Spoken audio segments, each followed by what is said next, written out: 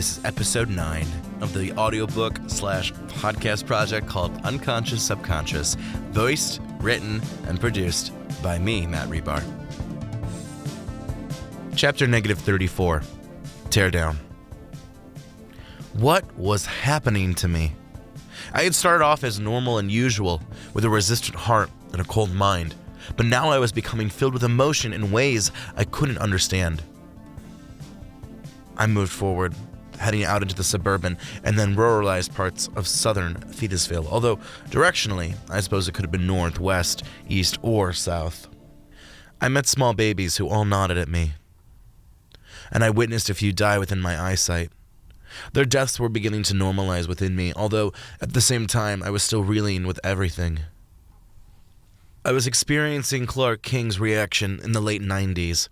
I was feeling the hurt, the betrayal, and the confusion, the overall upset he had when finding out about his wife's abortion.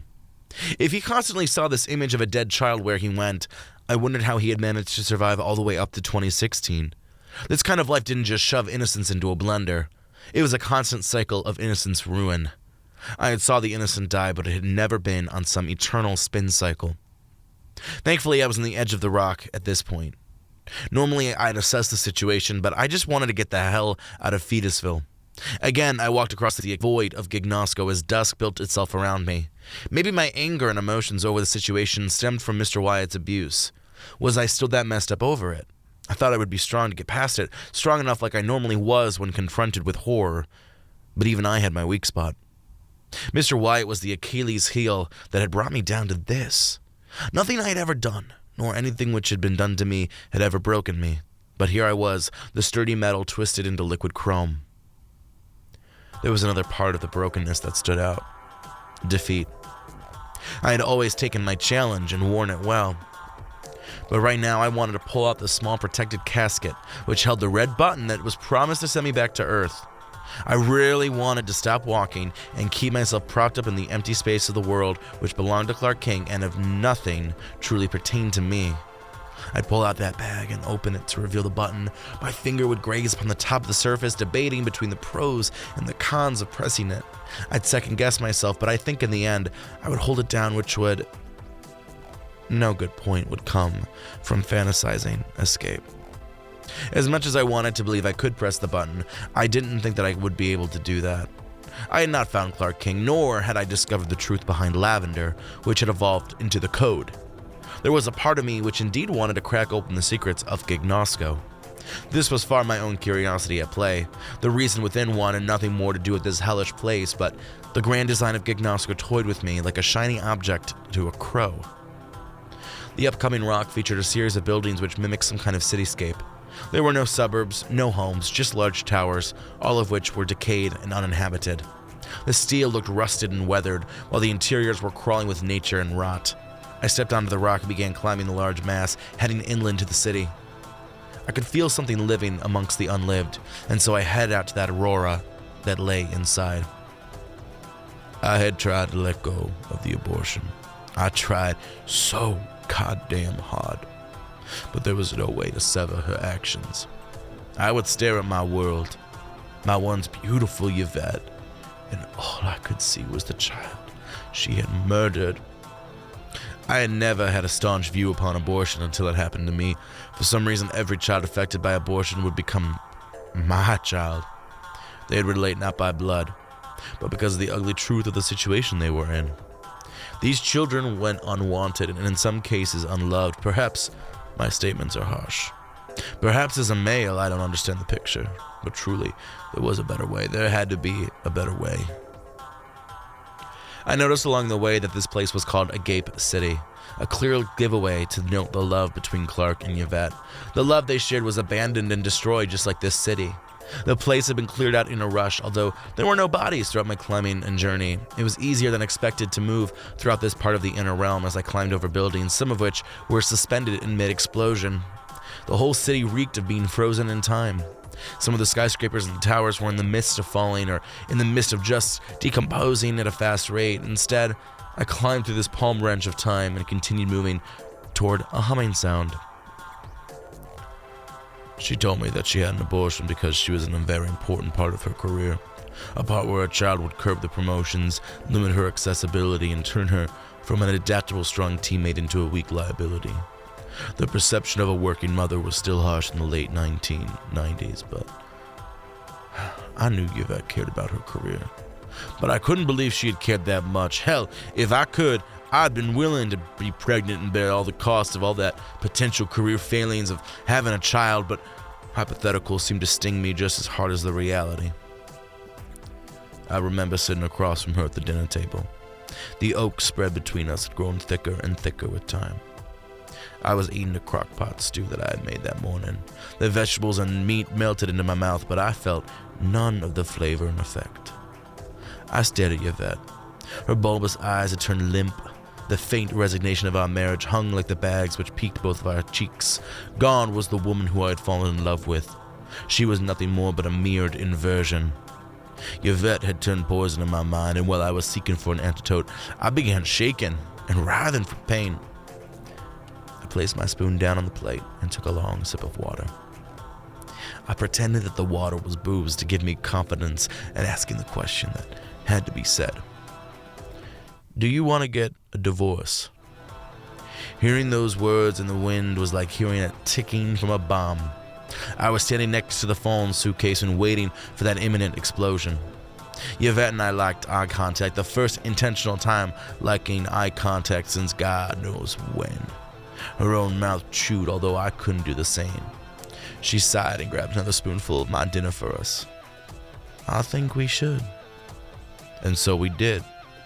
She had gone from my world to my pit of despair. She had been God turned devil. I wished I could do anything to save what we had had, but I don't think there was anything in particular I could do. We finished our respective meals with no other words. It reminded me of a passage from Kings where Ezekiel asks God to save him, and God responds by moving mountains, raising hell, and leaving nothing but sheer silence. God proved to Ezekiel that God was with him. But the sheer silence after our conflict suggested that neither of us were with the other. Sheer silence was right. Silence was deafening within Agape City, except for the small hum which I created myself. Gignosco was a purple so past beat that it was borderline black. The hum began to evolve as I made my way into the city. Clark King was nowhere near done, however. The divorce was to be simple. We would attest to the court and split the possession with fairness. We would most likely be selling the house and split the profit. Everything about our courtship, love, and marriage had been stripped like tree bark and boiled to gum. It seemed to be a waste at the end. It always does. I remember the night before the court appearance for the divorce. I was at one of my favorite local bars, The Rascal. The place was owned by a loving couple, Wes and Ricky, both of who were aware of my divorce. They sat me down as I ranted, but after I felt so bad, they switched the subject. You two never told me how you met, I chuckled as Wes went back to the grill and looked at Ricky with a wink. I suppose I'll tell it, Ricky sighed as she looked back at her husband with a grin. Well, I know Wes mainly because of my cousins who told me what a whore he was. In my defense, I wasn't a whore, but more of a pursuer of life. Talk about bullshit. Ricky rolled her eyes like shaking olives in a cocktail mixer. Anyways, Wes had a reputation, and I was going to be careful. I was a beautiful girl who wasn't looking to be trapped down by some horn dog of a man. So we set a date over the phone, old-fashioned, I know. I decided that in order to test this guy, I'd wait an hour before showing up. You were an hour late to your first date with him? I know, it sounds like a bitch move, but I wanted to prove that he was more than a whore. And Wes stayed for me, so I ordered vodka on ice, my signature. And Wes eyes me and immediately lay down the law. I tell him, oh no, buddy, you ain't getting any of this tonight. I didn't expect to get any of it, Wes cried from the back grill. She looked really good, but a man like me can wait for true gold. The day went well. I didn't get home about 5 in the morning, Ricky recalled. And that was just from talking and bullshitting and just existing. And I went to work the next morning, or I guess that same morning. Everyone looked at me like I had taken some pipe. Keep it classy, Ricky. Says the one who doesn't have a sliver of class. Ricky turned back to me with a goofy, romanticized grin. So we've been dating for a couple months when I hear a rumor that Wes went shopping with my parents, and so I try and get out of Wes, but he has a strong resolve and he doesn't say shit, but he tells me, well, if I were to ask you to get married, would you say yes? And I respond, of course. And he's like, well, I'm just worried about Brad. Who's Brad? An ex-boyfriend. He was the love of her life before me, Wes explained. I was right to be worried, wasn't I? I'll give him that, I nodded. What did you say? I was so pissed that he brought up Brad that we didn't speak for like 3 days, and then I finally went to dinner with him, and we argued again until he drove me back to my house. I fucking loved Wes, yet he went and kept bringing up Brad and these hypothetical marriage questions, which I answered yes to, and we pulled in my parents' driveway, and I was just about to get out when he pulled out the ring, and I stared at him. The ring was so nice and lovely, and just what I wanted, but I'd rather look at him any damn day of the week, and naturally I accepted. And Brad can go fuck himself. Wes cheered as he whipped up a delicious-looking sandwich. Brad did all right for himself, but not as good as me. That story set my mood up well. Even amongst the personal turmoil I had gone through and loads of it to come, I realized that I had the power to endeavor through all of it. I didn't know whether I would love again, nor did I care, but I could tell love existed, and that all it took was for me to find the right match, just like how Ricky and Wes stuck together and created flame. That was the longest speech I'd ever heard from Clark King, and it ended before I came across the only living thing in Agape City. I was standing on one of the many floors of one of the central skyscrapers in Agape City. Down below was a large square which probably had been a park or a town square. Down there in the middle of the open space was a large human heart. Heartstrings connected the hearts to the buildings around it, as well as the crust of the rock Agape City dominated upon. The heart wasn't exactly beating, but seemed to be breathing like a lung, swelling at a slow rate, which made it appear to be aged and too old to withstand much of anything. The flesh of the heart was hued in mixed reds and blues and purples, organ flesh. There was no blood or flesh, truly, but the heart seemed independent yet intertwined within the city. The heart continued to breathe as I noticed that the hum I had perceived was more of a dry wheeze, as if the heart was dying. I didn't understand the exact connection of the heart in the city, but I supposed the heart was the only thing that was keeping the city in existence. Maybe the heart represented the pain of it all. Maybe the heart represented the final memory. The city was dead. It would not be inhabited, but there would always be something connecting Clark to this memory. Who, you? The voice sounded so strained, worried, and defensive, as if my presence was going to cause a problem for the heart. I'm looking for Clark. Eternal foolishness. I wasn't sure of the heart's meaning, but before I could ask, the heart stopped moving and speaking. The flesh of the heart suddenly turned crispy black as if it had been set on fire. The strings which connected the heart with Agape City snapped backwards as if overstretched, separating the city from the heart. The heart had shrunk in its size, and now with defeat, time slowly became unfrozen. In the middle of the city, things began to continue their descent as one of the large buildings continued to the ground with a wicked slam. I stood with my mouth open, but realized I would need to get going. I climbed down a couple of floors before the building I was on grew unstable. I ran forward, jumping off my current skyscraper and onto another one. I continued moving as I used the side of the falling skyscraper to connect to another building, this one in decay as everything began turning to ash. I could hear the large cries of the fallen buildings while the ash seemed to reek of death. I continued moving, doubling my entry speed in an effort to get out. I jumped on top of the roof of one building and catapulted into another. Well, I had spent time studying the city during my trip inside. I was now running out of the city with only my life on the line. Cascading buildings and their interior pieces missed me by feet, while several large second jumps saved me from a spiral of death. With one last crunch, I landed on the outskirts of Agape City, only to turn around and see that nothing more than a pile of building rubbish and ruin. Once again, Gignosco's happening had occurred with me as the central player. White, dusty smoke had been lifted into the air, while the heart which had kept the city standing was nowhere to be seen, most likely buried underneath the rubble in a makeshift grave. But through all the teardown, through all the heartbreak, there was something greater within me that went deeper than all of that. I could sense it, but I was ignorant to its true meaning.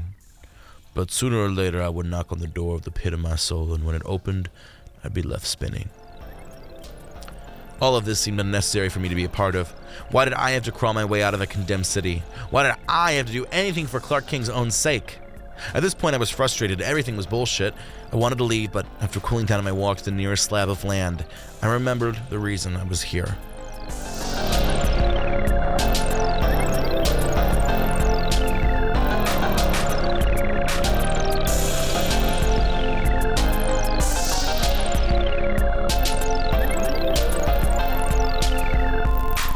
Chapter -35, Starring versus Supporting. The next slab of rock contained a simplistic hill and a courtroom. The hill itself involved a gradual incline over short, dead yellow grass with a sidewalk that looped around the entire hill, and stairs and a ramp carved into the hill to connect the courtroom with the edge of the rock. I climbed the stairs and arrived at the outdoor plaza, which was buzzing with humans and animals alike. The animals here were similar to the babies of Fetusville, in which they talked, moved, and acted like humans than they did of their original species. There was a crocodile wearing some kind of cocktail dress with smeared red lipstick and who was loudly proclaiming their innocence in a prostitution crime. A regular human being and an eel shared their own parking ticket horrors, while a sloth slowly crawled up the last 3 stairs in an effort to enter the building. The stone courtroom was actually proven to be titled The Court Room upon the stone. Above the title were stone carvings of a human being and 6 other species: a horse, cat, dog, snake, a bird, and a fish. There were pillars which came down with sharp stone taste, while the doors were made of brass. I entered the lobby and noticed how the walls within the lobby were made out of water. A couple of the professionally dressed animals drank from the water as if it was a watering hole. "Can I help you?" An iguana dressed in security clothes and a hat asked me, looking at me with a small dose of concern. The iguana's voice dripped with husk and slithers as I turned around and looked at the iguana with indecision. "I suppose I'm just here to check out the scene." "Check out the scene." The iguana looked almost offended as the tuna fish who had been engulfing themselves in the water wall quickly turned and looked dead-eye at the iguana and I. "Yes, I was in the neighborhood." "I'm watching you." The iguana spat before awkwardly moving away with bipedal movements. I was confused at the interaction but decided not to question it. I went inside the courtroom on the far left-hand side. There were 3 courtrooms, all of which were in session. In the far left courtroom, there was a court case between a human and 6 beavers. The judge was neither a human nor an animal, but was a glass of orange juice. The room was made out of wood and leaves, designed to look like some ritual headquarters in a forest. "I have made my verdict," the glass of orange juice cried out, the glass container shaking a little bit with bravado. The bailiff, who was a donut and was sprinkled, glazed and ready for his boss's verdict. "In the case between Mr. Filisago and the beaver workers, I must side with the beaver workers." The beavers all cheered and shook hands with one another and their 2 lawyers. One of the beavers began crying while another beaver fanned himself while whispering, "Yas." "What?" Mr. Felazio, the human, cried. "I paid them a fair wage." "It appears as if you did not," the glass of orange juice continued. "I refuse to believe you even tried to give them a fair wage." "He totally didn't, Your Honor," one of the beavers cooed before running his little hand through the fur on his head. "Mr. Felagio is a bad man, Judge Juicy." "Judge Juicy, I promise to give all my employees a most fair wage." Mr. Felagio didn't get too far with the comment before one of the sassy beavers interrupted him. "No, you fucking didn't," the one beaver snarled, buck teeth ablaze with saliva that sprayed everything within a 2-foot radius of the beaver's big-ass mouth. "You let us starve and shit. Like, who are you fooling?" I couldn't tell whether beavers were representative of black women, sassy, effeminate gays, or some kind of urban attitude, but as the argument continued, it was Clark King who seemed to make the sense out of everything. "Courtroom battles are a ridiculous affair. Nothing seems to ever fully make sense, and every party steps over the boundary at least once. It's not about law. If it were to be about law, then it would be different. Courtroom battles are about arguments, evidence, money, your lawyer, your presentation and impression, the way overall truth could be bended into doubt. Law will always fascinate me, even as someone who'd barely had to deal with them. I suppose barely is an understatement, but it wasn't like I had all this court experience. I had a speeding ticket or 2, but I paid them on time and didn't fight my clear violations. There was just something that stuck out about the whole facade. Innocent till proven guilty. Justice is blind. These mottos seem to be nothing more than a way to suggest fairness existed in a world where it clearly did not. Regardless, I've made my decision, Judge Juicy shouted out to the room. The orange juice was pretty close to being spilled over at this point because the juice was at full power in his bold speech. Mr. Filisago shall pay each beaver 2,000 in back payments. Failure to do so, and we will see you in court again. The case is dismissed.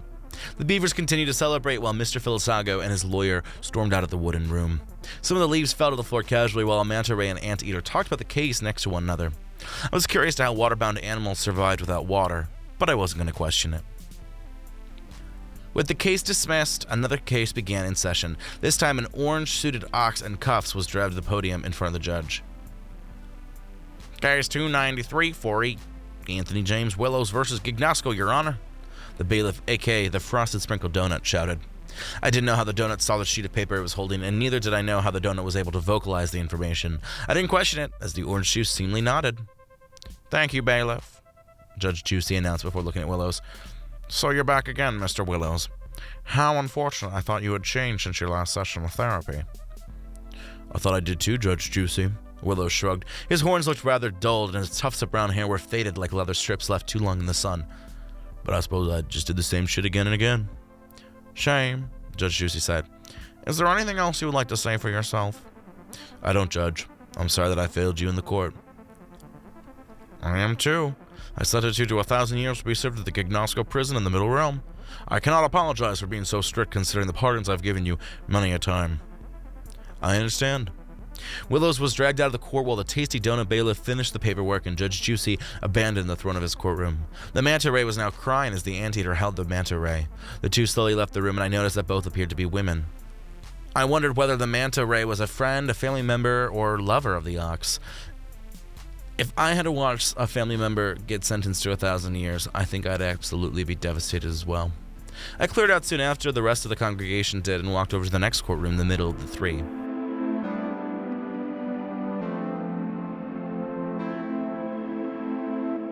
This courtroom was set with an interesting design, which mimicked an icy tundra. It wasn't cold per se, even though the floors and ceilings were made out of ice. The seat and the judge's platform were all made out of glass, which was slightly warm to touch. The courtroom was ruled over by Judge Kendra Pollock, who was a happy-looking seal. I suppose my only question is, why did you murder your girlfriend?" Judge Pollock sighed with a twitch of her seal nose and whiskers. "I commit you guilty for the crime so you can speak honestly with me." "I didn't kill her." The defendant was a pink starfish who stood with surprising grace considering he was a 5-pointed jelly-filled animal.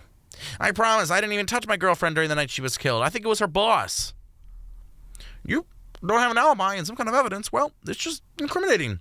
Judge Pollock sighed. Her seal flippers didn't look happy to clap for the room. The seating was more packed in here as a few audience members held up signs that said, "Mercedes is innocent," and I had to believe that Mercedes was in reference to the pink starfish. "The police didn't even inspect Wanda's boss." I assumed that Wanda was Mercedes' girlfriend. Mercedes shouted to Judge Pollock. The seal looked quite conflicted in their icy pedestal. "How can you charge me without thinking about the boss?" "Arf, I don't know what to do." Judge Pollock sighed. "Where is Wanda's boss?" A man stood up in the back row. This man was a walrus and was filled with fat rolls and hidden nooks and crannies. The walrus's tusks were a solid golden color and appeared unthreatening. "I'm Mr. Reynolds, and I am Wanda's boss." The walrus cried out, albeit the gasps and absolute shock from the crowd. Even Judge Pollock appeared not to have her shit together for a minute as everyone looked out at the walrus, who moved forward on his flippers until he stood next to Mercedes, the pink starfish. The whole thing was on high drama alert and felt somewhat forced. I eyed everyone in the room, but there didn't appear to be anyone who didn't buy the act that was unfolding in front of them.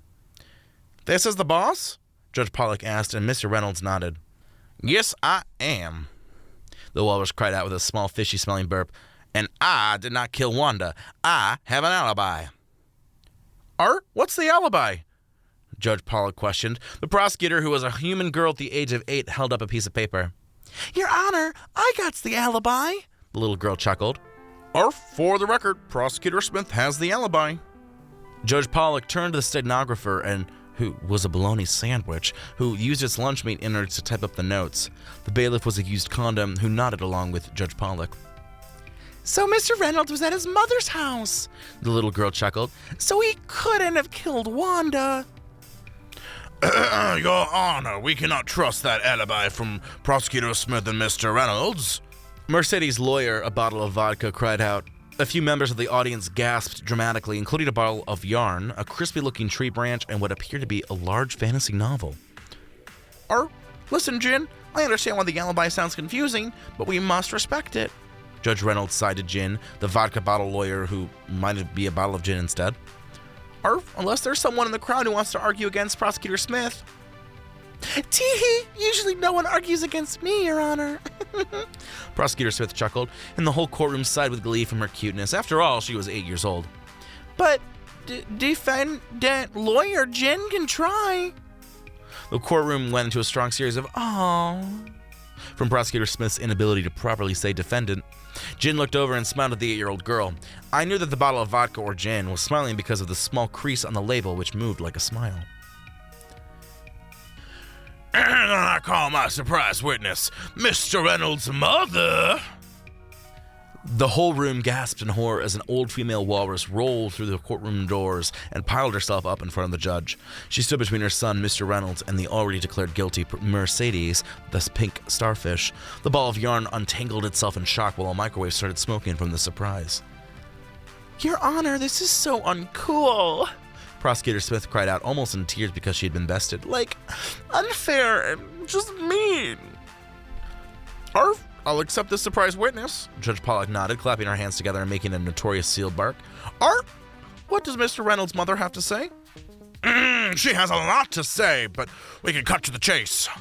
Gin, the vodka bottle, nodded, turning to the mother walrus. My son was not with me that night, Mr. Reynolds' mother snarled. He was out in the streets till 2 a.m. That's the time Wanda was killed, Mercedes cried as the room was struck with side conversations. Judge Pollock looked shocked as a tree pulled down by the breeze. Arf, do we have evidence? Judge Pollock questioned, and Gin stepped forward with Mr. Reynolds' mother's house footage, which was played back for all to see. The gasps and cries continued as proof indeed looked rather bad for Mr. Reynolds. The whole case seemed to be in shambles, but, well, Judge Pollock corrected the decision she had laid down. Arf, I order the free release of Mercedes and the jailing of Mr. Reynolds. Arf? Judge Pollock commanded as the used condom bailiff released the starfish and jailed the walrus. The whole courtroom cheered as Mercedes bent over and began weeping. The walrus made threatening sounds, but no one seemed to care about him. Arf, I'm so sorry, Judge Pollock wept, adding to Mercedes' own tears. Well, the justice system will have to work on itself, won't it? Like the previous two cases I'd witnessed in the courtroom of Judge Juicy, nothing made sense, and I didn't expect it to make sense either. I left the celebrations in the middle courtroom and began walking to the last room I had yet to visit. On the morning of my case against Yvette, I thought I was going to walk into a standard court proceeding, although the truth was that I was about to begin a 4-month battle. It was roughly 2003, and everything outside of my marriage had been going well, but my marriage was about to be shifted like trash for the next few months as Yvette's lawyer did her best to paint me as a financial abuser within the relationship. Instead of splitting our finances practically down the fair line, I was making $60K a year while Yvette made $80K, and so we adjusted according to that difference. Yvette wanted to leave me dry. I didn't know if she truly did want to see me suffer for this divorce, or whether Yvette merely allowed her lawyer to present the argument which would take thousands of my settlement away from me. With Clark King's words trailing out of my mind like a funeral procession, I walked into the third courtroom, which was decorated with sheets of glass which glowed in neon colors. The lighting was dim while the ceiling echoed at night sky in full blossom, twinkling messages which couldn't be exactly deciphered, their light a remnant of what existed thousands of years previous and perhaps not today. In the front of the room, and elevated, was a glass bowl filled with peanut butter-colored liquid pudding and a sign underneath the seated judge which read, Judge Butterscotch. To the left and right of the judge sat two parties. One featured a lion dressed in suit and tie. The lion's mane was sprawled over the dark suit jacket while his stature was calm and collective. Next to the lion was a human woman who wore a crimson pantsuit and purple lipstick. The other table featured a pure white squid who was dressed with a female gender pieces and a large piece of peppermint circular candy who sported a bow tie. The bailiff in this room was a large roll of duct tape who looked both unthreatening and somewhat unusable. I sat down in the last row, close to one of the few humans within the room. His blonde hair was swept back and his disposition was weary. We sat on the side of the room with the lion, although I wasn't sure which party I would relate to as the proceedings continued.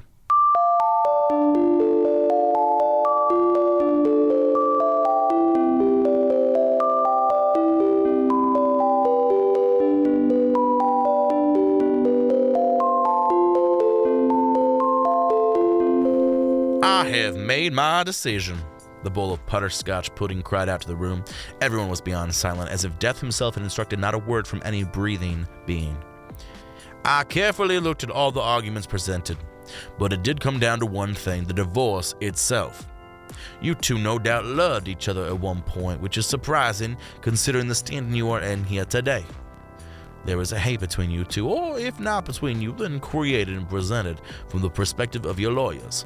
Regardless, no matter where we are now or where we go forward, there was a point when the two of you in the past said that this relationship could no longer work. It came from, if I'm right, Miss Yvette, from your secret abortion. The squid nodded and accepted the clandestine material thrown into her face. So this marriage fell apart because of you. Judge Butterscotch was right, and both the squid and lion knew it. Not to place blame, but your action went undiscussed and went hidden from your husband. You had every right to be upset and every right for this divorce. For you to ask for more beyond your fair share, is criminal. Do you think you've taken enough, Miss Yvette? Hasn't Mr. Clarine King gone through quite enough? The references of Clark King and Yvette King were clear in the titles and the case of Mr. Clarine King and Mrs. Yvette. But I didn't think anyone else would notice. The peppermint lawyer immediately stood up and a legal argument broke out between him and the judge. The person next to me sighed and spoke out loud. "This is painful," the swept blonde sighed. I wasn't sure if he was talking out loud for the benefit of hearing his voice or if he was trying to converse with me. "Do you know either of them?" "Clarine King and I work together. He's my closest friend." "What's your name?" I asked. "I'm Bill." "Everyone has their best friend at work. For me, it was Bill. We sat next to one another and bonded immediately. So many hackers try to be someone that they forget to be someone. Bill was a solid guy through and through." I shook hands with Bill, but before we could continue, the legal battle exploded slightly. "Enough!" Judge Butterscotch snarled, and the peppermint candy lawyer fell silent. "Back to what I was saying. Due to Mrs. Yverette's actions, I cannot reward her more than the previously agreed-upon settlement. Case dismissed." Immediately, Mrs. Yverette and her lawyer cleared the courtroom while Judge Butterscotch and the duct-tape bailiff stayed in place. Bill looked like he wanted to say something to the lion, but he was too busy talking to his lawyer. "I didn't know how the court battle was going to go, but I felt confident Yvette's lawyer was about to leave empty-handedly when my lawyer brought up the reason for the divorce, Yvette's abortion without my knowledge.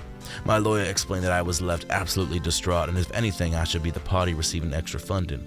The bomb sealed the deal, and at the end of the 4 months, the judge ruled in my favor, and Yvette didn't receive any additional funds from the predetermined agreement. After court, I never saw Yvette again, nor did I speak to her. What was there to say? Between the courtroom bullshit battle and the fucked up person she had become, I didn't care to see her face ever again. Last I heard, she was doing decent on the West Coast. I didn't care about the location. I wasn't pissed that she was doing decently. She had left a bitter taste before the court case turned sour, affair which left me reeling for a while." "What are you doing here?" Bill questioned me. All of a sudden, the idea of a court had shattered in Bill's mind, and now he's more curious on my identity. "I'm just passing through." "Passing through? It sounds vague." "It's the truth, I promise." "Tell me more about what you're up to." "I'm on a journey." "A journey for what?" "If I tell you, can you promise you won't freak out or do some stupid shit?" "I'll try." Bill shrugged. "I'm looking for Clark." "Well, I don't know whether to look at you as if you're crazy or commend you for some effort," Bill admitted as we both continued to sit. Clarine King and his crimson lawyer stood up and walked to the back of the court. Clarine King and Bill exchanged some words, but Clarine King's lawyer needed some more time with Clarine King. The lion and the crimson lawyer walked out of the courtroom, leaving Bill and I. Judge Butterscotch and his bailiff duct tape had also managed to leave the courtroom, although I wasn't sure how they managed to exit without conspicuousness. "You can do either," I shrugged.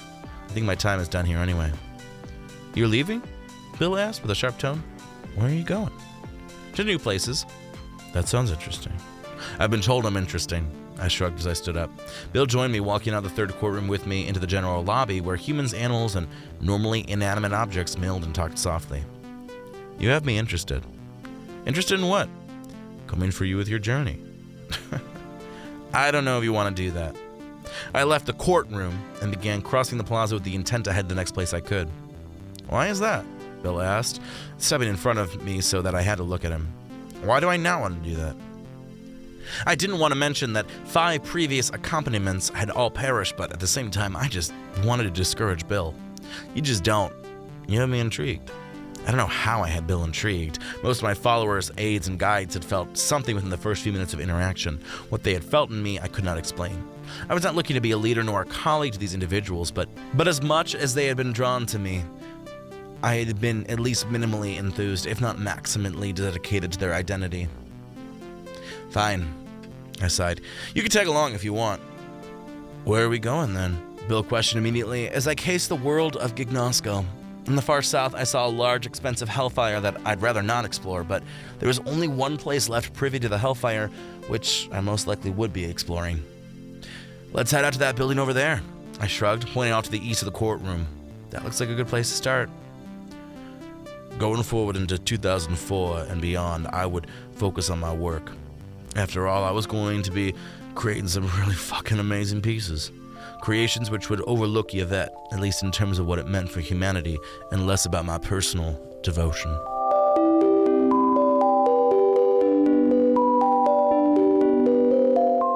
Chapter -36, The Learned Way. Bill and I walked in silence across the void of Gignosco. The ambience was filled with the nearby travesty coming from the south. I wondered if that was truly what was meant by the south, horror and pain in a vivid flashpan. I tried my best not to look south towards the hellish landscape, instead looking to the singular building ahead. Like the courtroom, the upcoming location was a singular building which took most of the rock space. Bill walked along aside me as if we were two strangers heading in the same direction by coincidence and not actual partners in the twisted journey to find Clark. So why Clark? Why not? I answered Bill's question, the void swallowing emotion, continuance, and inflection. Bill chuckled. The laugh itself was not awkward, but the placement and reaction was. Do you ever have dreams that feel like reality? Bill questioned. You know, you experience something in a dream, and then can you categorize it, and for some reason you remember it as if it happened? I guess, I shrugged, looking over at Bill and taking note of his upbeat personality. Why, does that happen to you a lot? Not a lot, but I suppose sometimes I can't remember my dreams from reality. They blend together over the years. Some memories are clear, but others dance on the borderline, slipping back and forth as a needle on the sundial. So in your life, the sun is always shining. I've related more to the sun than I do the moon. Are there suns and moons in Gignosco? You could see them in the faint distance, I promise. The sky seems to be a blanket of purple dyes pulsating with the backdrop of a light which fades according to its own desire. That's Gignosco for you. Everyone does their own desire, Bill sighed. Where are you from in Gignosco? Dahlia Village. Oh, I've heard of that place. I actually live in Cultura City, like 75% of Gignosco. Why do you live in Cultura City? I think there's a safety element to living there, Bill admitted. There's so many people there, so much protection. Humanity doesn't seem as bleak when they're forced to live together. So you don't trust people? I'm trusting, just that I understand humans know enough to know that we need a series of laws to hold each other accountable. Bill sighed as we walked forward, the afternoon Gignosco surroundings illuminating Bill's opinions. You've probably seen some of this shit down here. The plantation over around there? The fast food place or whatever? I've heard of people using each other due to horrific things just because they can, and I don't know. People do what they want, I suppose, but there's a point where it just gets to be too much. Isn't life just like that? Too much? You seem to be more so the moon, Sydney. Well, how am I the moon? You're the king of darkness, even though there is light within you. How do you know that I contain light? I can feel it. Nobody does anything around here, but here you are, trying to find Clark. It makes you special, whether you want to admit that or not. I'm not special, Bill. I'm merely just who I am. Why do you destroy yourself like this? So inherently denying trumped-up charges is inherently self-mutilation. I hate when people fight against their truth.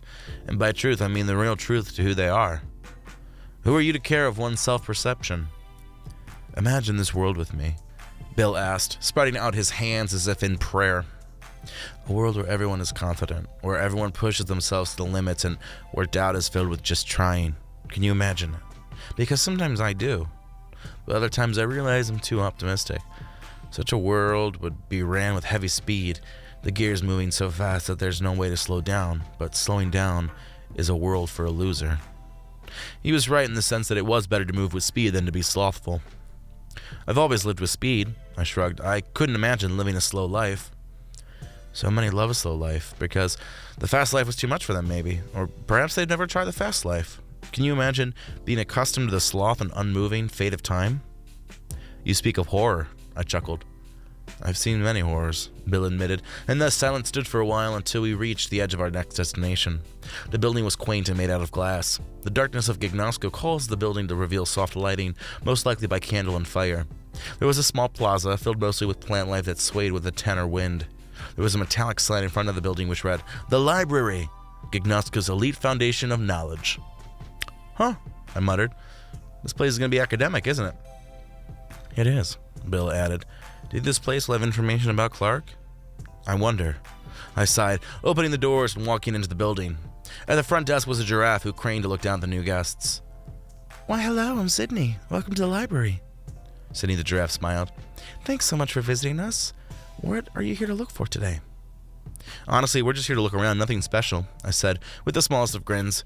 I wanted to look thankful for the introduction to the library, although it was hard for me to feign interest. Well, I'm not the only librarian here tonight, so if you need help, you know where to find us. Cindy smiled as Bill and I nodded and left the front desk area and into the thick stacks. There was plenty of seating and a few computers. The patrons were low tonight, although there was an old human man poring over texts and a monkey currently searching for material in a row which featured literature from ancient Gignosco. As Bill and I looked for material connected to Clark addressed the library for me. Everyone was trying to climb the ranks. Everyone wanted more. Knowledge was always power when it came to controlling the ignorant. I wanted to be more than just a government hacker, and luckily, the opportunity came in 2012. The world had changed in the time period, but I suppose more on that would come later. We were past the recession, past the Bush administration. We had launched into a new era of terrorism, both domestic and foreign, and now the world of a hacker like me was needed. Granted, the world was on fire, and I was being asked to help extinguish it. I was one of the few people who survived from 1995 to 2010, let alone in 2012, when I'd be given the opportunity to learn more, to be more, to climb. Bill and I continued until we came upon the religious section of the library. Let's take a stab at some of these titles, I sighed. My hand slowly began traipsing over titles as my eyes read onto them. The meaning of life. All things Gignosco, the spirituality of realms, human and animal souls and spirits, early spiritual leaders, the religious institutions of Gignosco, the holy war of the South, personal morality in the contemporary age of Gignosco.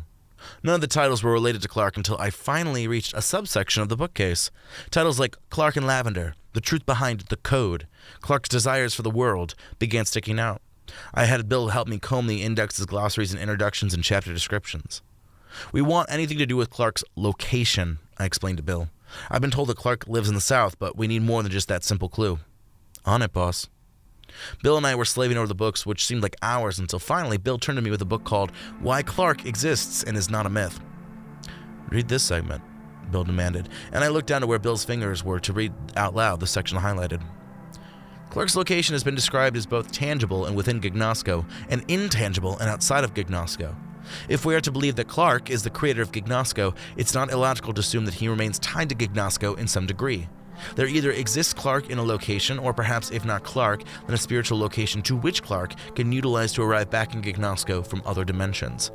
These concepts are backed up by the reports of many human beings on The Obliteration who claim that they have heard the voice of Clark call out to them from the horror of the natural chaos that exists within their land. They claim to hear that Clark is near them and is close by, and all that separates them is a flipped landscape and a lavender plant. I stopped reading due to the arrival of a singular creature who appeared at the end of the long shelf of which Bill and I were parked within.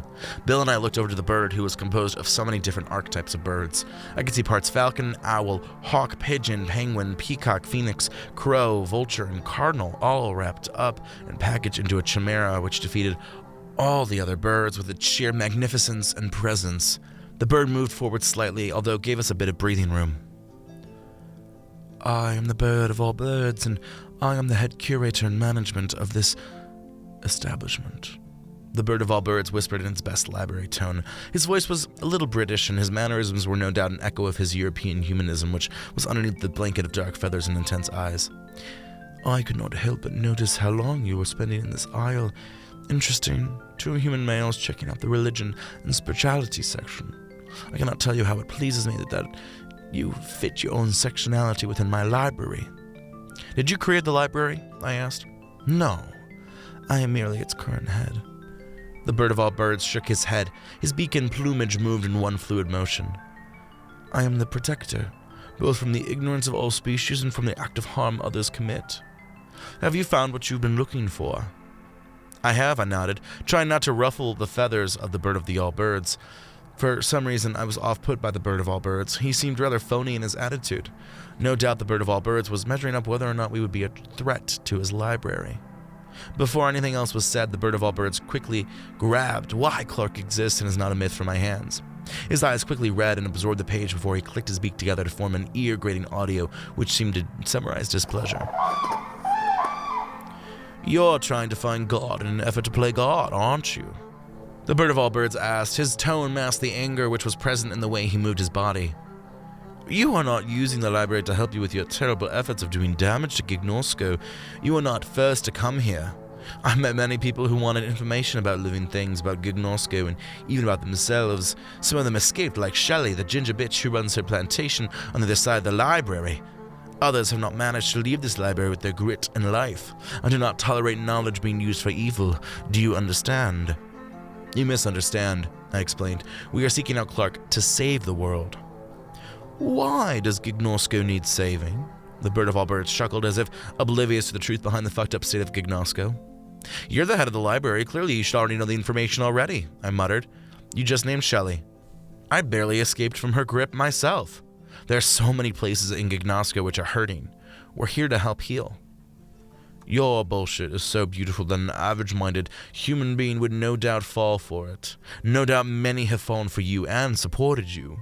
The bird of all birds chuckled. What's your name, you ignorant being? I'm Sidney Mercer. Good. The bird of all birds sighed. Before I tick out a man like you, I must know his name. Knowledge is my pastime, as you know.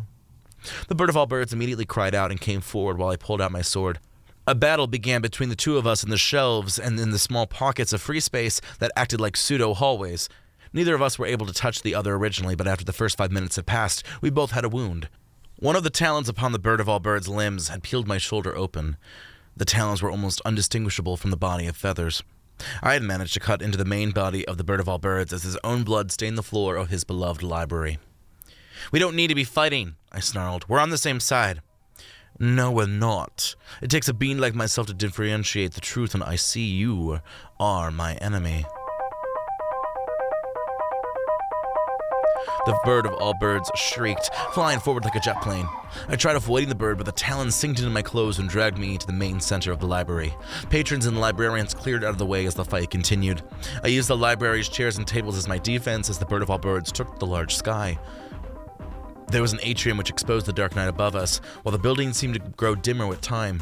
I switched to my gun during this exchange, the bullets missing or grazing the bird. With one singular crack, I managed to really dig a bullet deep within the bird of all birds. The bird of all birds fell to the ground in the middle space, and I walked up to the creature. Before I could do anything, two birds appeared behind me, grabbing my arms and tying them up with large string. Unlike the bird of all birds, these birds clearly mimicked more so crows. Their blackness was more eternal than the dark coloration of the bird of all birds. The bird of all birds stood up, looking unharmed, while a third crow had tied up and apprehended Bill. They come into our temple, the bird of all birds whispered. They take it for their own. And then they try and kill us for doing the right thing. I deserve more to be punished. You know nothing about me, I spat in the face of the bird of all birds, who looked shaken to his core. No, I know everything about who you are, white male human. The bird of all birds screamed, his British tone embodied with pure rage. I do not need to hear your story to know what your story was about. Like the many who I have read, studied, and witnessed, you are a creator of chaos. You inherently desire war in every step and action you do. There is no peace, no chance for a quiet storm. You are an inherent kamikaze, don't you know this, boy? I know what I'm doing with you. I'll connect you with the world that forms your incarnate. The bird of all birds turned to his three henchmen. Let us leave the library. This place need not the pain or conflict of the humans have brought. The bird of all birds demanded as Bill and I were carried out of the library, all eyes on us. This library is a joke to true knowledge, I spat. You can't censor knowledge, you can't hide knowledge, and nor can you blame knowledge for human reason. You can't even predict Bill and I for anything. You don't know everything. I am aware that I don't know everything, but I am more aware that I know more than you. The bird of all birds stepped outside the library with his siege behind him. Sydney, the librarian giraffe, watched with wide eyes and a gaping jaw as Bill and I were led out of the library. Without words, the bird of all birds jumped into flight, heading out south of the library. Immediately, I was picked up into the air by the two crows and manhandled into flight. The library and the courtroom could be seen in their full architectural glory, while the upcoming southern massive horde drew closer. I wasn't sure what was happening, but I was tied up with rope and unable to struggle in my current position. The bird of all birds landed onto the surface of a large hellish land, and his assistants came after him. Up close were a series of stakes, and some of them featured rotting flesh, while others were adorned with skeletal remains. The bird of all birds did not order anything. His assistants already had an idea of what was going to happen. Bill and I were immediately tied to two of these stakes, as if food remains clinging to the teeth of a wilder beast. My arms were tied back around the post, as was Bill. I tried freeing myself, but it was apparent that I was stuck here on this pike. Sometimes through pain do we become enlightened. The bird of all birds cooed, his beak open to reveal the darkness behind his tongue mixed with his candor. The library was built with fire and brimstone as creatures designed a singular interior for wisdom. You come to me with ignorance and arrogance, whether or not you see such traits as different. I will not let you destroy what I am in charge of. You cannot be allowed to threaten me, my charge, nor the knowledge of Gignosco. You, as an individual, will always be second to the world around you. No matter what you did, what you said, or who you inherently are, you will never be worth saving against the world.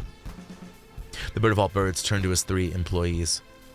Let us take flight and leave these 3 to the world of the obliteration.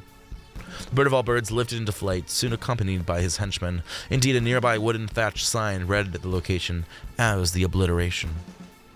It was not the place one would like to be tied up upon, was it?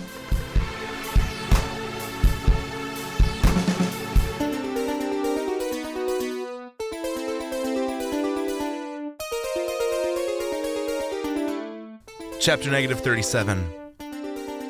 The world ends here.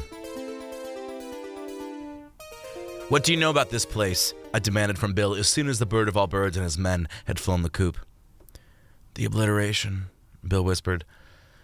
It's the furthest thing from the democracy and peace of Cultura City. It's a suburban and rural landscape of war, bombs, murder, and blood.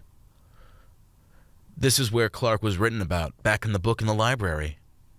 I muttered, trying to stay positive even though we were sitting prey for whatever would want to taste us within the obliteration. He's here, in the obliteration. If not here, then he's here. I wish I could pay attention to that confusing idea, but I'm really bothered right now, Bill whispered. Look at all these dead bodies. Who are these people? How do they get to these pikes? This is like a feeding ground of some kind, I whispered. We know who the food is, but who's the eater? The midlife crisis is a common experience and was one that I had. While on the surface it looked great, I suffered from around 2005 to 2011 or so. Following the divorce up to the special project I was destined to do, I was in my own kind of hell. I'd get up, go to work, come home, and eat before falling asleep. On the weekends, I'd stay home, which was less depressing than doing things by my lonesome self. As much as there was quiet and calm, it was the kind of silence which resonated like bombshell and tasted like gunpowder. I didn't know how to get out of my funk for over 6 years. I suppose I wasn't depressed as much as I was unsure. This was the time where I became indecisive. What was I supposed to do? I had outlived so many within my field, and I was seen as one of the top hackers in my agency. But that wasn't enough for me. I suppose I just really wanted to personally be happy in all regards. Before we could question for too long, a series of terrain vehicles rushed across the Badlands terrains and towards Bill and I. It felt like I was back in Blade Desert all over again, although this time there was nothing I could do. I couldn't move to run or hide. Instead, I'd be taking this assault straight to the face. Bill was shaking, a little more disturbed than I was. By this point, I had witnessed horror and had been through the ringer. The train vehicles were filled with soldiers of some kind, all wearing camouflage as if they were members of the U.S. Army, although I could tell they had no allegiance to any nation, merely themselves. The men and women within the uniforms held their guns up upon us, while a singular leader stood among them. Their leader had dark skin, the color of thatched wood, and short beach blonde hair that was masculine and edgy. The woman was as beautiful as she was intimidating. Yeska, Petrez, go free the 2, the woman shouted. Yes, Commander Rose, the 2 officers screamed before releasing Bill and I. I thought we were in a good position, although the tides would shift slightly. Cuff them, Commander Rose continued, her eyes a reflective magenta that fit her name. Yeska and Petrez did as commanded, and once again Bill and I were locked up by people outside of our control. We will take them back to base. Bill and I were loaded into one of the train vehicles and the troop moved out. The Badlands of red and brown rock slowly shifted into rural housing before we came to a small town. The buildings stacked up next to one another and looked fragile like rows of dominoes ready to fall over. Homes and businesses looked barely operable as they fell into decay. Windows and doors boarded up and only a few humans walking around in the outside air above the dark clouds and red haze, which turned out to be the sky of Gignosco Carmine. Upon closer review, the humans walking around were members of the army that had kidnapped us. The guard was decked out with guns, ready for conflict and chaos to bloom forward. I realized that this is what the bird of all birds had intended by dropping Bill and I off into the obliteration. The land was filled with war and chaos, the same terminology and descriptors which the bird of all birds had used against us. In this metaphorical land of midlife crisis, it truly was an epidemic of unknowns and the pain of the present. I could see the tinges of self-loathing, paranoia, depression, anxiety, which could all be attested to the stricken town and the overall appearance of the land. Nothing seemed to grow with nourishment. If anything, you seemed to grow trying to find anything to neutralize your existence here. Yeska and Petrez were also the ones to lead us into the small back jail. They tossed us in the same pen mainly because there was only one pen left. Commander Rose approached. Her figure was backdropped with the other cages of prisoners within the poorly made yet doable jail. "You two don't look threatening, but for now we have to treat you as our enemy," Commander Rose sighed. "It's nothing against you personally, but in this part of Gignosco, you don't let your shields down." "We were dropped off here by the bird of all birds," I whispered. "We have no ill intent against you and your army." "You'll be interviewed shortly thereof," Commander Rose sighed. "If you are as peaceful as you say, you should have no problem." Commander Rose departed thereof, and for the next few days, Bill and I rotted in the jail cell. There was no interview to happen soon, although I hoped it was on the horizon. Luckily, through our cell neighbor, we found out that the obliteration is under control of town states as different small militias and armies battled for control. It was an eternal apocalypse in this land, which everyone believed they could save, but by trying to save the apocalypse, the different armies continued to drive the obliteration into the ground. It reminded me of the saying, "If I can't have you, then no one can." After a few days of nothingness, everything happened at once. Outside of the jail, I could hear the popping sound of bullets and what seemed to be like the depositing of bombs. I couldn't tell where it was taking place, but the sounds continued to grow, and soon enough, it seemed like the current town we were in was under siege. "Holy fuck," I whispered, wondering who was attacking the Durham, the current militia who was under control of this town, and both the capture of Bill and I. It came to me that Durham was the shortened form of the phrase dead romance to indicate the midlife crisis of romance in bachelorhood for Clark King. The prisoners were all on edge, as we had a right to be. "Do you think we're going to be safe?" Bill questioned as the bombs and bullets continued their crescendo. "We can only hope, but hope did not work out for us. The jail was hit with a bomb. All I remember was the loud noise which shut down my hearing briefly. Rock and metal threw up in the air like a rave of rubbish and materials. Dust and smoke billowed up, covering my vision in a chalky paste. Finally, my hearing slowly returned back as I could hear the screams and moans of my fellow captives.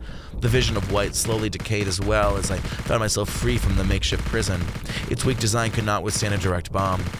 Most of the prisoners were dead or injured, and as I turned to Bill, I found that he was in the first category. There was a scream of horror on his face as the blood trickled into the ruins beneath his body.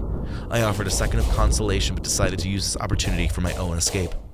I ran from the prison building, unsure of where to go next. Bombs continued to rain down close to where I was, but I managed to dodge all of them. My ears were currently bleeding from the audio momentum, while small scratches reeked of blood around me. Adrenaline was my master at this point as I dived through the neighborhood. I entered half-destroyed buildings and crossed through them. I came upon a couple soldiers who ignored me, and a couple soldiers who I had to shoot out with my gun.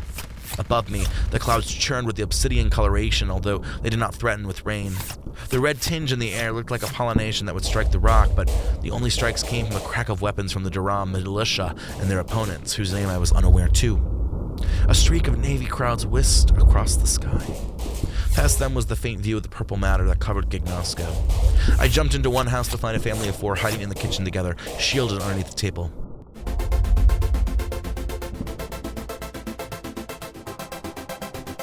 "Are you here to help us?" The little girl at the age of 6 whispered. "Please help us," the boy chimed. He was barely older or younger, I couldn't tell. My vision still felt split as the parents did not openly trust me as such. I bent down to the family and looked at them. Like me, they had a few wounds and a coat of material dust and body sweat. "I'll try," I whispered, offering promises I had no right to do. "Is this your house?" "Yes," the father nodded, deciding to extend trust in this hailstorm that was occurring. "We're the Winstons." "Who is taking on the Durham militia?" "It's most likely the militia the Durham hate the most," the mother suggested. "The millennia." I found the reference to the millennial generation in the new millennium to be another interesting factor to the midlife crisis that Clark King was experiencing. I didn't have too much time to mellow out in the meaning, but I would save it for a later analyzation. After all, Clark King seemed like one of those older men who could just adjust to the new millennial.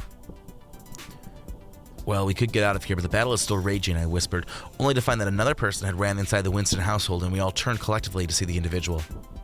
"It's bad out there," the man heaved, looking similar to the Winstons and I with his demeanor. "How are you all holding up?" "It's terrible," Mr. Winston sighed. "Sarah and Jeremy are safe, and that's all that matters." "Absolutely," The man nodded, looking at the children with a soft grin. Hiya, I'm Paya.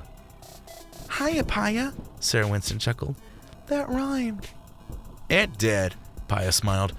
Is there a good exit strategy? I asked the Winstons and Paya. I'm not from the obliteration. I don't know if it's better to wait it out or if we should make plans to run. We've always waited it out, but this attack from the millennia seems worse than ever before, Miss Winston cried, looking really upset compared to her husband. I'm afraid this will be the last battle. They'll tear this place down to the ground. Another bomb dropped close by and the entire room flinched. I have an idea, Paya explained. Are you with me? I am, Jeffrey Winston cheered. What's your idea? Well, it's more of an action that's going to happen, Paya chuckled as he opened his mouth and a tube immediately flew out of his mouth and connected itself to Jeremy Winston. The remaining Winstons and I watched in paralyzed horror as the tube seemed to inject one singular ovular being within Jeremy Winston. You could see the ovular being within the tube as the creature expanded the tube before entering Jeremy Winston's brain. Paya returned the tube to his mouth, a smile on his face. Jeffrey, are you still there? Sarah Winston asked her brother, while the parent Winston duo moved themselves and Sarah away from the Jeffrey figure. Of course I am, Jeffrey celebrated before his mouth extended with the tube and connected with his sister. Mr. and Mrs. Winston watched their children in disgust, anger, and sadness, their faces morphing as another creature injected itself into Sarah Winston. Mommy, Daddy, it's great, Sarah Winston cheered, her demeanor the same, although clearly her body was not. Paya watched in delight as the family became related to him through a parasite. I had managed to move a distance with my gun at the ready. Paya did not seem to be an eater nor a negative, but some third archetype that was more horrific than the first two. Mr. and Mrs. Winston had stood up under the table, but had not gotten too far away when Sarah Winston belched up a tube which connected to her father's head. Mr. Winston paused as another being was injected from body to body. Mrs. Winston meanwhile shrieked in horror as her whole family had succumbed to Paya and whatever the fuck had been inside of him. We need to get out of here, Mrs. Winston screamed at me as she approached. I've heard of these creatures taking over. Before Mrs. Winston could fully explain what was happening or talk about these creatures, her husband, or whatever had taken over her husband, had connected himself to her. The tube transferred a being between husband and wife, fully joining the Winston family in this twisted parasite. I backed up away from Mrs. Winston as the rest of the family joined their mother/wife. Paya stood behind them like a puppeteer, although I imagined he too was merely a puppet in someone else's twisted game. Join us! Sarah Winston chuckled at me.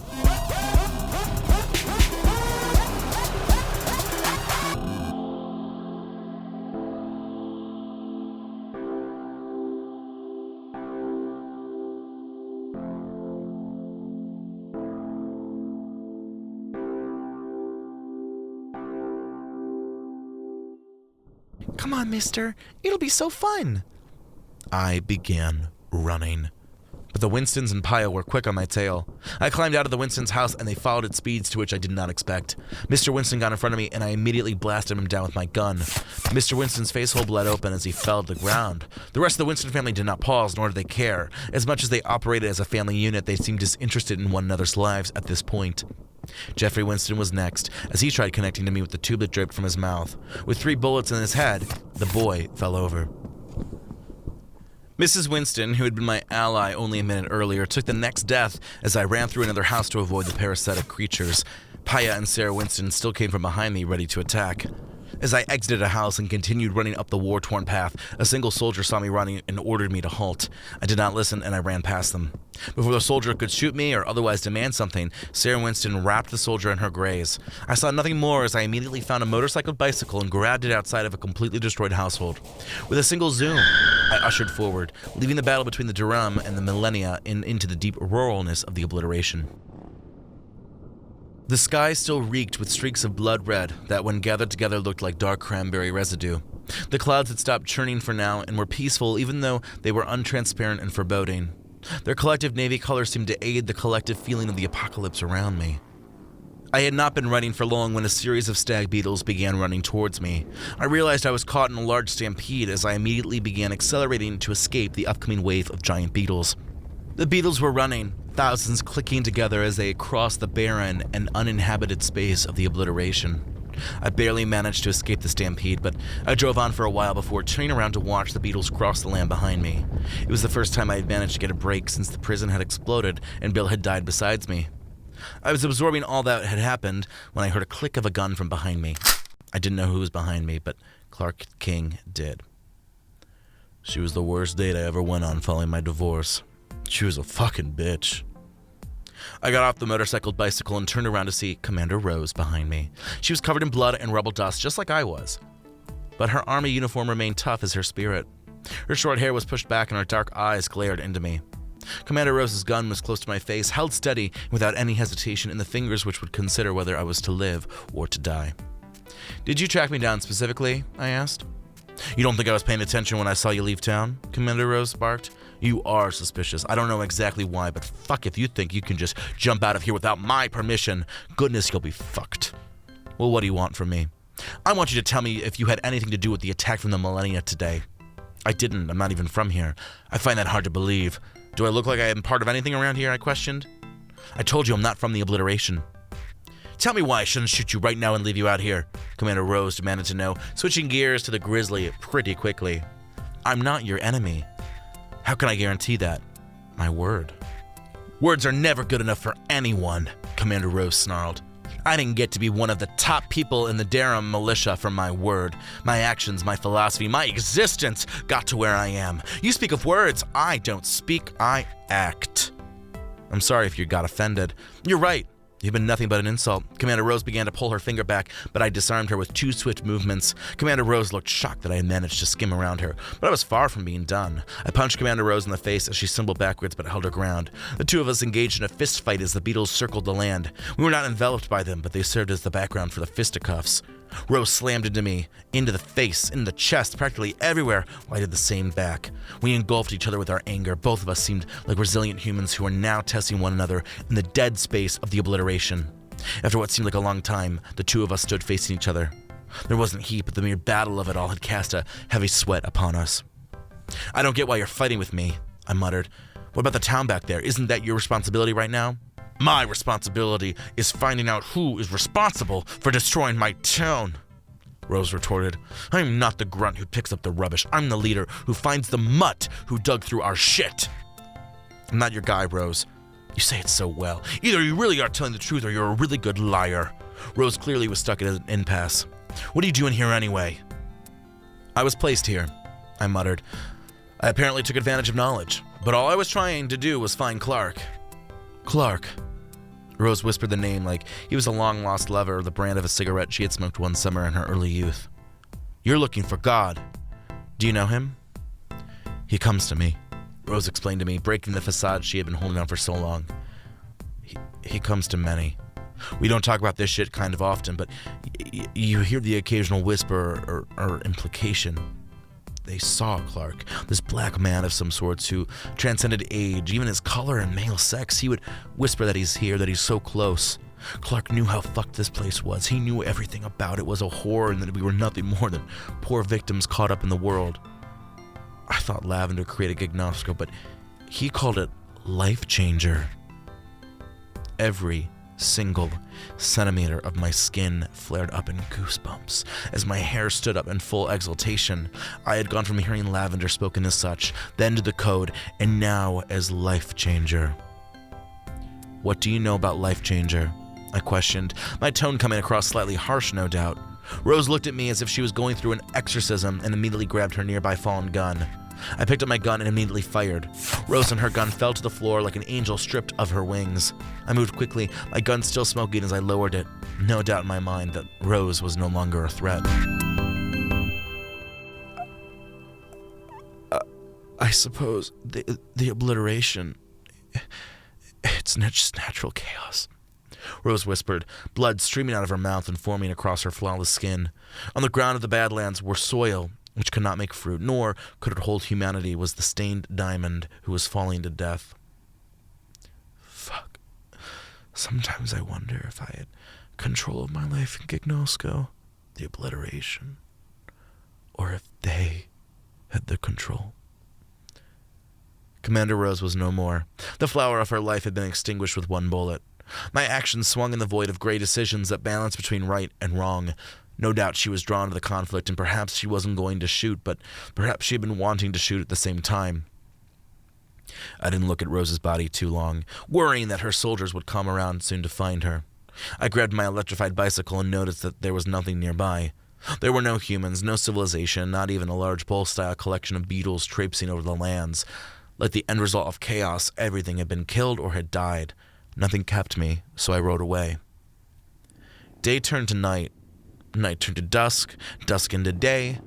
I had been riding this whole day into the vast nothingness of the obliteration. I had seen a town in the distance and avoided it like the plague.